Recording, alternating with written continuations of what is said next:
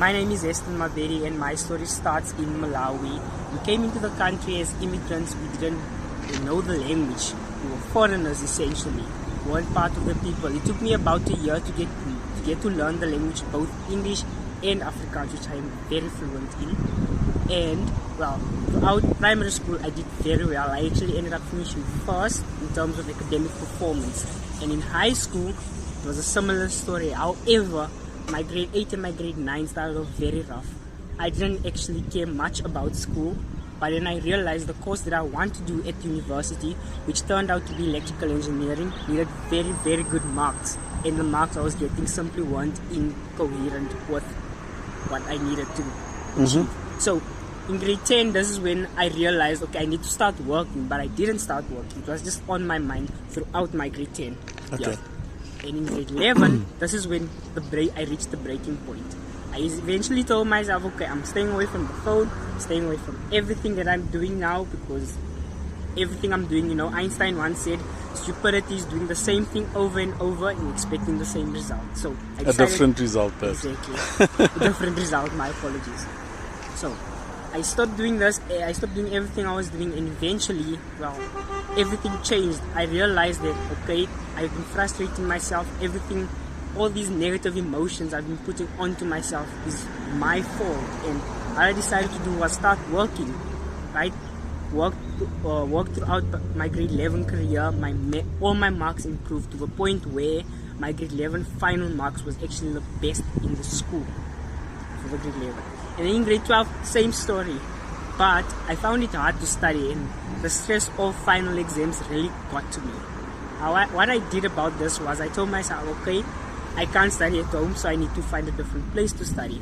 Why couldn't you study at home? Well, we live in a shack. I live with my mom, my dad, and two of my younger siblings, and it's very small, it's very congested. So there wasn't much time. The only times I could study was at night. But when night time came, I was too tired because the events that happened throughout the day. So what I decided to do was go to the local library, which is not very far from where I live, after school every day, even if I had after classes. I would stay till about 5 to 6 p.m. and then study, do my homework, whatever I needed to do, and go home, and I could be a human being essentially. And this really helped me as I could focus specifically on my schoolwork without any distractions. Okay. And then when I applied at the University of Johannesburg, I couldn't get in, I couldn't register. I applied, I got full acceptance, my application got accepted, but I couldn't register because I needed about 25,704 in order to register, which I didn't have at the time. So what I decided to do is, okay, I'm going to take the gap year and I'm going to raise money, which one of the ways I raise money is, on Saturdays my friends and I, we tutor students from Domain High School. And we do this because oftentimes students are scared to approach their teachers after an explanation is being made. So we decided, okay, this is where we can fill those gaps in and help these students. We don't charge them much, so the more they come, the better it is for everyone. And I also have private tutoring lessons with other students. How much do you charge, by the way? My private lessons, I No. charge... The students at Domain. Oh, at Domain I charge 10 Rand per learner because it's class-based. And how long is the class? The classes usually last 3 to 4 hours. Okay. So why are you not into orca pipes and what? Oh, orca pipes. Are you religious or what? I am very religious. Okay. I'm very religious. I was raised to, go to church 3 times a week. We go on Wednesdays, Saturdays, and Sundays. Okay, So good. there wasn't much time to deviate from the right path, as they would say. So for me, it wasn't a matter of doing the right thing. It was a matter of doing what I think is best for me, and it turned out to be running for me.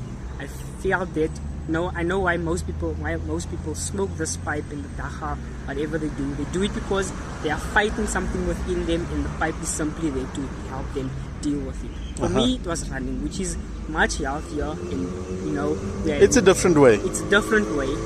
It's my orca pipe essentially, but Correct. It's healthier because it helps me mentally and physically. And eventually I realized I was actually good at running, and I do competitions and races. So I would like to say to the youth of South Africa that everything is in your hands. Your future is in your hands. Whatever you are going through, whether it's in your control or not in your control, essentially you can change it, because you do make a difference no matter what. If you are gone, imagine what your parents would be going through. If you are gone, imagine what would be happening in class. Your classmates would miss you. There's so much difference that you are making that you might not be realizing. So I would advise you to take a week away from everyone and everything and see the difference you are making, and then realize that, no, okay, I need to change because I can do more in this area and that area, and I can improve my life in this area and that area. Okay. That's a good one. Thank you. And tell me, so what do you need? What opportunities do you need? Is it just the bursary now to get in and to start your career, or? Yes, that's all. I'm not asking for much because I feel if I ask too much, I might not get it. All I need is the 25,000 rand to get registered at UJ, and the rest of the fees will be handled by myself and my family members, and whoever is willing to donate more is welcome to do so. Okay.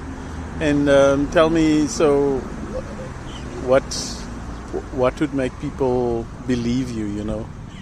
I will make people believe me. Because you could just as well be a very good con man, you know, telling a lekker story. A snake oil salesman. Okay. Well, my story, I can't really confirm my story to you, but you can look at my achievements, which I have achieved throughout my life. And, well, those speak for themselves. I don't have to say much.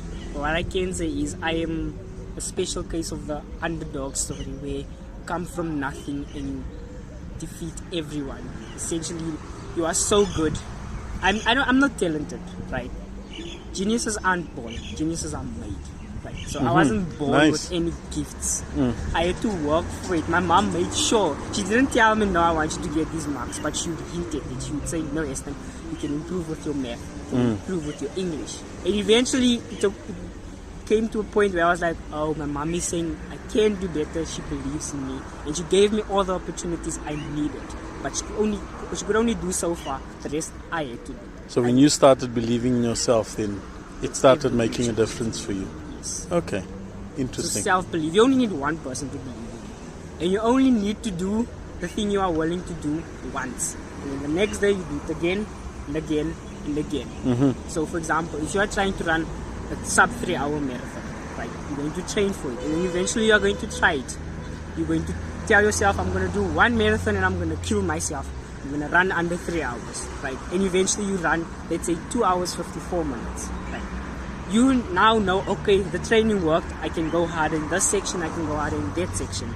The next time you run, you know, this is what I ran before. These are the split times I have. So essentially doing the same thing with improvements. You're essentially optimizing. Okay, so you only need to be successful once to do it over a lifetime. Okay, great. Wow. You're a philosopher as well, eh? Thank you. Thank you very much, Heston. Nice talking to you.